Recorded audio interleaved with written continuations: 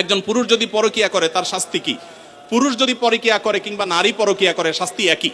মনে রাখবেন, আল্লাহর জমিনে সবচেয়ে ভয়াবহ অপরাধ, যেই অপরাধের শাস্তি সবচেয়ে জঘন্য, সেটা হলো এই পরকিয়া। অর্থাৎ বিবাহিত পুরুষ এবং নারী যদি হারাম সম্পর্কে লিপ্ত হয় তাদের শাস্তি সবচেয়ে ভয়াবহ। কেন শাস্তি ভয়াবহ জানেন? এক সময় আমি গত কিছুদিন আগে বাংলাদেশি এক ভাইকে থাইল্যান্ডে দেখা হয়েছে, অনেক বয়স। ওনাকে জিজ্ঞেস করলাম বাচ্চা কাচ্চা কয়জন, বললো যে 2 জন। তো বললাম এত কম বাচ্চা কাচ্চা, কোনো বিধিনিষেধ আছে নাকি? বলে না ভাই, এক সময় আমাদের এই দেশে, থাইল্যান্ডের কথা আমি বলছেন, যে সন্তান বেশি নিলে সরকার পারমিট করতো না, 2টা বেশি পারমিশন দিত না। আর এখন সরকার উল্টা, বরং সন্তান বেশি নিলে আরো ভাতা দেয়। একই সমস্যা চায়নাতে। চাইনিজরা বিয়েকে মানে সন্তান গ্রহণ করার ক্ষেত্রে অনেক কড়াকড়ি করেছে। এখন বর্তমানে চাইনিজ সরকার পাগল পরা হয়ে যাচ্ছে, কারণ জেনারেশন গ্যাপ তৈরি হচ্ছে, সন্তান কেউ নিচ্ছে না। ইতালিরও একই অবস্থা। গোটা পৃথিবী আজকে সাফার করছে এইগুলোর কারণে। কিগুলোর কারণে? এই বিবাহ বহির্ভূত সম্পর্ক যত বেশি কোন সমাজে চালু হবে, সে সমাজে মানুষের জন্মের হার কমে যাবে। মানুষ বিয়ে করবে না, ওই অবৈধভাবে তার চাহিদা পূরণ করবে এবং সন্তান জন্মের হার কমে যাবে, ওই ভয়াবহতার দিকে চলে যাবে। এই জন্য এটাকে হারাম করা হয়েছে এবং মৃত্যুদণ্ড এটা শাস্তি। কোন স্বামী কোন স্ত্রী যদি পরকীয়া লিপ্ত হয় আল্লাহর জমিনে, সে সবচেয়ে বড় অপরাধী। শিরকের পর যে বড় অপরাধগুলো তার মধ্যে থেকে একটা।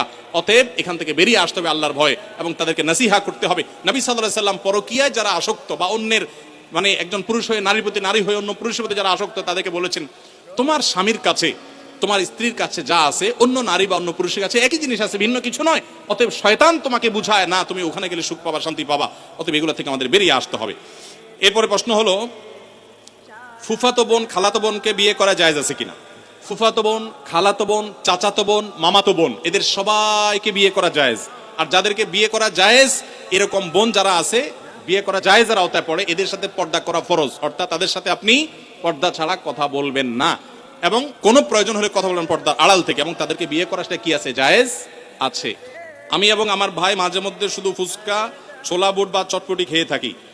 এখন এগুলো খাওয়া কি ইসলাম নিরুৎসাহিত করে? এবং এগুলো খাওয়ার আগে বিসমিল্লাহ বলে খেলে কি ইবাদত হবে?